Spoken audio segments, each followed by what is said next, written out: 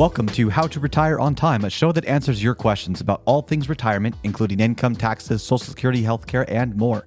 This show is an extension of the book, How to Retire on Time, which you can grab today on Amazon, or you can go to www.howtoretireontime.com.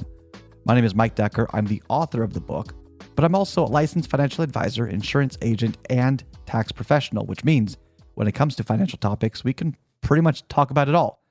Now, that said, please remember this is just a show, so everything you hear should be considered informational, as in not financial advice.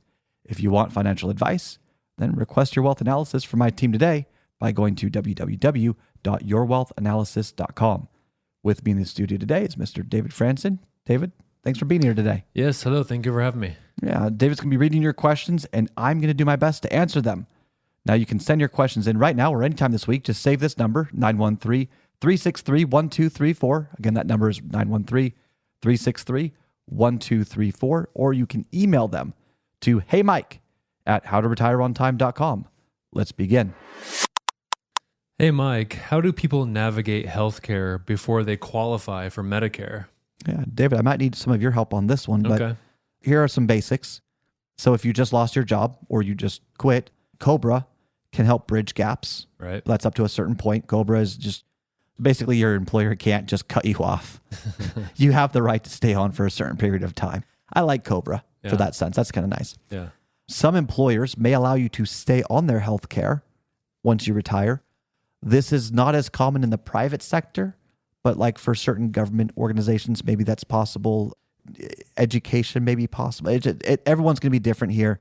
If you are a partner of a practice, and like let's say you get a pension off of K1s, which are active investments, active pensions under K1 would qualify as active income, and that you could probably stay on there. So just ask your employer, but some people can do that. Most I have found can't. And then you've got the Affordable Care Act. Affordable Care Act is basically, well, it's not government insurance. It's the marketplace, right? Yeah, it's a marketplace that, healthcare.gov that the federal government created, but then all the private insurers are on depending on what state you're in, they list their plans that are available. They're pitching their plans to you through there. Exactly. But you can go on healthcare.gov yourself. Yes, you could. But it's nice to have someone walk you through it because it's the plan that you didn't understand had that restriction that gets you into trouble. Right. So it's the Wild West on there, but that's kind of the insurance marketplace for pre-65 years old. Right. And then once you turn 65, you launch into Medicare, which that's its own thing unto itself. But before we do in Medicare, David, can you give a basic breakdown of Affordable Care Act? I mean, they've got these plan types and they use metals. There's the bronze, there's the silver, there's the gold, there's the platinum. Right. Yeah, they call those metal levels. Yeah, what in the world's going on there? Yeah, so basically the more you pay, then the higher the metal level, right? So if you have a bronze level plan, then maybe you're not getting quite as many benefits or not as much coverage. But the cost is lower. But the premium's lower. And let me guess, the platinum, it's the highest cost, but you've got the lowest out of pocket, the most benefits. You guessed that correctly, yes. You can't manipulate healthcare. No. You can't pay little and get everything. If only. Now, from a tax perspective, it's important to understand too that you can look like a pauper. So if you can retire early and take income from, let's say, non-qualified sources, so you're not paying as much in taxes and you can kind of manipulate it to stay low, you could, in theory, qualify for, what do you call it? So they offer premium tax credits, they call them. You're basically paying less. Yeah, for your healthcare. The government will pay part of your premium if, depending on how many people live in your household and how much money you make. Yeah, and money you make is what's on the 1040. Yes, and you can manipulate that. You could, because they're not looking at how much you have in your qualified accounts. That's exactly right. So it's what's on your tax, and this is where tax planning comes into play. Exactly. They're going to ask you to look at whatever line 20, whatever it is, 27, 20, whatever, that line towards the first page of the 1040 at the bottom where it says your adjusted gross income. That's what they want to know. Yeah. For all of those who are considering retiring before Medicare or before 65, you have to look at your accounts in 3 different buckets. You have your non-qualified account. Those are the after-tax, the brokerage account. You've already paid on it. You'll have to work it through on capital gains, but you can play around with it a little bit and maybe slide into some discounted healthcare insurance until 65. And then you start dipping into your IRA assets at that point. Or, everyone's different. That's kind of what we're looking at. And then you've got David, HMO, PPO, EPO. I mean, what in the world? These 3-letter. Yeah. Yeah. So, I mean, HMOs have sort of this negative connotation. It's just a more sort of restricted network, right? Health maintenance organization. In order to see a specialist, right, then you get referred. That's the only way. You can't just walk in and see the specialist. Exactly. You got to go through due process. Right.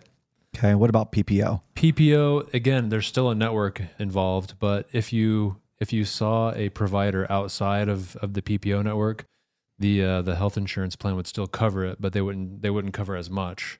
You'd have to pay more out of pocket. Yeah. But you could see somebody outside of the network, unlike with an HMO. Okay. And then EPO, the exclusion provider organization. Is that right? Yeah. So a little bit newer, and they seem like more of a PPO than an HMO, but they're just a little bit different. But again, Are they like the hybrid or something? it's sort of a hybrid. You still have a network of providers that you sort of have to stay within, and they're just not as generous if you went outside the network as a PPO would be. So maybe it's somewhere in between HMO and PPO. And there's a lot of those on the healthcare exchange, by the way, the EPOs, there's a ton of them. Everything is a spectrum of cost versus benefit. Yes. And then you've got POS, point of service, which really just requires a primary care provider. It's the referral situation. You can see out-of-network providers, but it's just like a really high cost. Look into it. Within each of these groups, there's also like the different metals and the different blends. Basically, finding someone that can help walk you through this Narnia of options, it's overwhelming. Yeah. Having someone that you can talk to and say, well, these are the doctors I want to see. These are the medications I'm taking. This is kind of what it looked like. Okay, well, what's the best bang for your buck for your situation? And what risks are you comfortable taking and not taking? So, could there be heart issues in your family? Maybe you want a little extra coverage, maybe towards that possible situation.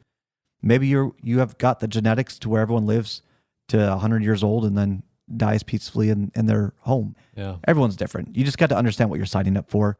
A lot of people blindly sign up for a cheap plan thinking they got away with it, and then they end up paying more later. Right. This is insurance. It's calculations based on probability. And you might have a provider that you want to see, you want to keep seeing, that you've been seeing forever and you like them. And so we can check to see if that provider is in the network for the plan that you're looking at. Because that might be like a non-negotiable. You're like, I'm going to sign up for whatever plan that this provider is in because I like them that much. Yeah, that's how I feel about my doctor. Yeah. Right. He's so blunt. It's great. Yeah, we like that. We need some of that sometimes. Yeah. They could change, but you can change your health insurance every year if you wanted to. You could, yeah. So anyway, and then Medicare, which is 65 on. So what was the question? What was the original question? We kind of went down a fun rabbit hole. We did, yeah. So how do people navigate healthcare before they qualify for Medicare? So we answered that. Yeah, it's Affordable Care Act, or you stay on your current employer's plan. Maybe you use COBRA to bridge it. Yeah. Or maybe if your employer allows it, you could stay on there for longer, but those are very unique situations. Right. But don't just not have health insurance. That's a risk. You're rolling the dice there. Get health insurance. Make sure you know what you're signing up for. You can't cheat it. So you just need to understand the benefits you're willing to pay for and the risks you're willing to take with it, and then plan accordingly.